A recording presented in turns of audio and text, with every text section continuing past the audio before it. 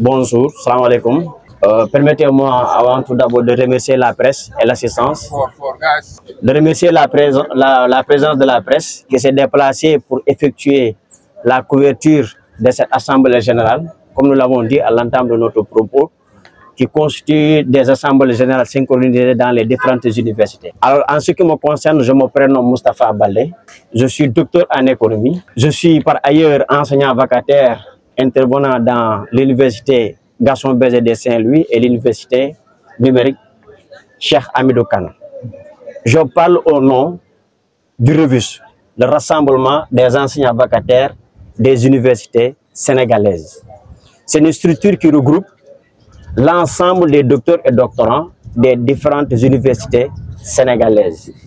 Nous avons convié nos collègues à des assemblées générales synchronisées pour échanger sur 3 points, notamment la revalorisation ou bien la concrétisation, premier point, la concrétisation du recrutement de 1500 enseignants vacataires dès l'année 2024-2025. Le deuxième point constitue la concrétisation du recrutement annuel de 500 enseignants vacataires, de 500 enseignants chercheurs.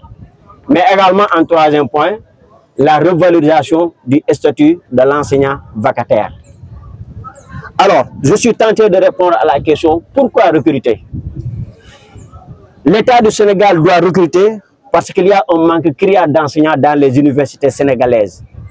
L'université Sine Saloum avance au taux de 80 à 4, voire 82% d'enseignements tenus par des enseignants vacataires.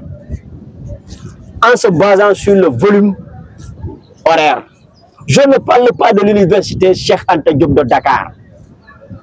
Et je ne parlerai pas également de l'université Gaston Berger de Saint-Louis où nous nous trouvons actuellement, où le taux varie entre 65 à voire 70%.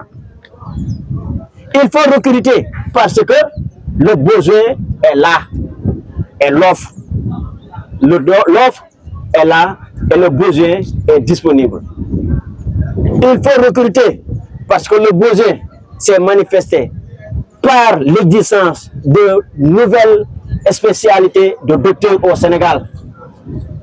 Il faut recruter parce que, quoi qu'on puisse dire, les universités ont exprimé la demande.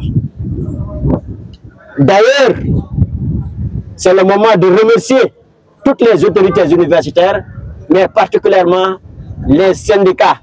Je nommerai le CES et le SUDES, qui ont abattu un travail remarquable, un travail titanesque, allant dans le sens de mobiliser et de sensibiliser l'État, l'urgence de recruter dans les universités sénégalaises. Il faut admettre que le recrutement de 1500 enseignants dès l'année 2024-2025 et la concrétisation du plan annuel de recrutement de 500 enseignants ne règle pas le problème du statut des enseignants vacataires. La loi 1981-59 du 9 novembre portant statut des enseignants, du personnel des enseignants des universités, modifié en 2019, stipule que les enseignants des universités sont les permanents, les enseignants des universités sont des contractuels et les vacataires. Que nous sommes des vacataires. Nous, les vacataires du Sénégal, notre charge de travail est colossale. Nous, les vacataires du Sénégal, nos conditions de travail sont pénibles. Nous, les vacataires du Sénégal, nous sommes la seule entité de l'université qui n'a aucune couverture sociale. Nous, les vacataires du Sénégal, nous donnons beaucoup de temps à l'université, mais nous sommes sous-payés. Pour justifier que nous sommes mal payés, je vous donne un exemple patent et concret. Il est communément admis que pour une heure de cours tenue en classe, il faut une préparation de 2 heures. Et également, il faudra y ajouter 2 heures de correction, ce qui fait un volume de travail de 5 heures pour une somme dérisoire de 5 000 francs. Rapporté à l'heure, on nous paye 1 000 francs.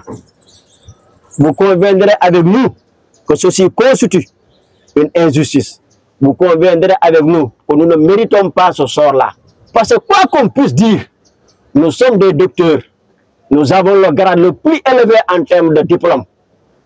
Nous sommes des docteurs. Et c'est pas, on ne le dit pas pour se glorifier. Nous le disons parce que nous subissons une injustice. Et nous pensons qu'il est temps de corriger cette injustice. Terminé par ces propos en disant, nous n'avons pas convié ce point de presse pour aller en grève. Nous n'avons pas convié ce point de presse pour fustiger le comportement de quiconque.